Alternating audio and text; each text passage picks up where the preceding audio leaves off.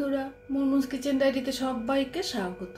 আমি আবার চলে এসেছি একটি রেসিপি নিয়ে। সেটি হচ্ছে ডাঁটা আলু দিয়ে হালকা পাতলা ট্যাংরা মাছের ঝোল।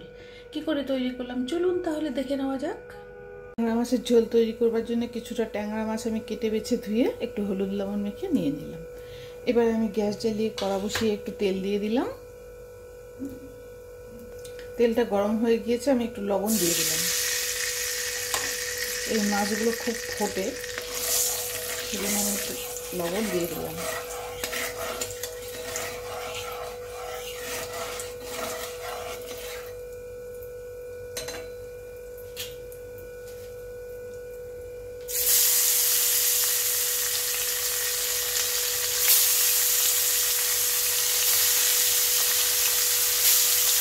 এবার আমি মাছগুলোকে ভেজে নিচ্ছি।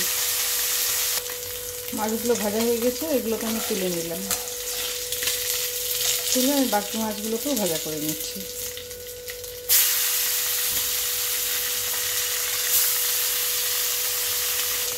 একটা বাটিতে আমি নিয়ে নিলাম হলুদ গুঁড়ো, লঙ্কা গুঁড়ো, জিরে গুঁড়ো, ধনে গুঁড়ো আর একটু আদা গ্রেট করে নিয়ে নিলাম।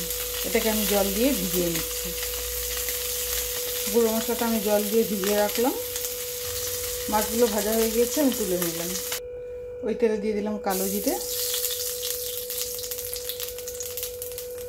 কিছুটা ডাঁটা আর আলু কেটে নিয়েছি,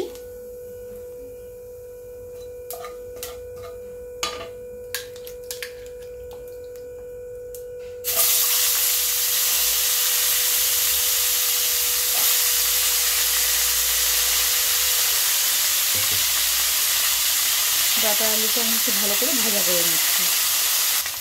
পরিমাণ মতো দিয়ে দিলাম লবণ,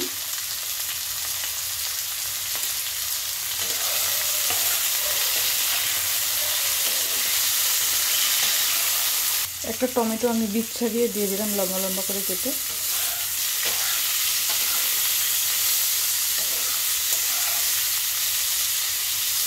এবার আমি ভিজিয়ে রাখা মশলাটা দিয়ে দিলাম। মশলাটাতে আমি 2-4 দানা চিনিও দিয়ে দিয়েছি। বাটিটা ধুয়ে আমি একটু জল দিয়ে দিলাম। এবার আমি মশলাটা ভালো করে কষিয়ে নিচ্ছি।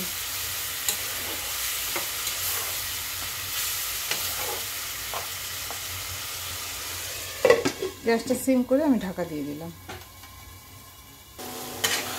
মশলাটা ভালো করে কষানো হয়ে গিয়েছে। এবার আমি কিছুটা গরম জল দিয়ে দিচ্ছি।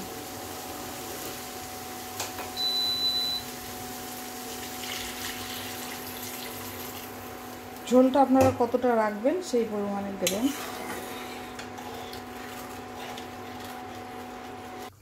লবণটা একটু কম হয়েছে, আমি একটু লবণ দিয়ে দিলাম।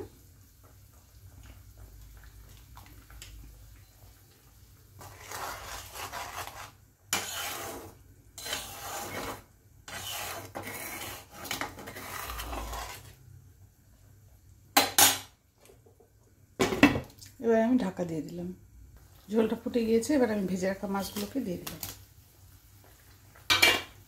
দিয়ে দিলাম 2-4টে কাঁচা লঙ্কা,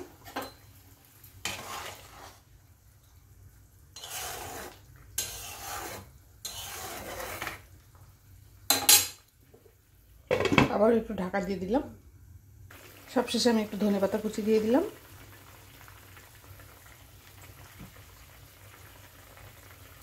ঝোলটা আমার রেডি। এবার আমি নামিয়ে দেখাচ্ছি। দেখুন বন্ধুরা, ডাঁটা আলু দিয়ে হালকা পাতলা ট্যাংরা মাছের ঝোল রেডি। এই রেসিপিটি যদি আপনাদের পছন্দ হয়, লাইক, শেয়ার, কমেন্ট, সাবস্ক্রাইব করতে ভুলবেন না প্লিজ। সকলে ভালো থাকবেন, সুস্থ থাকবেন।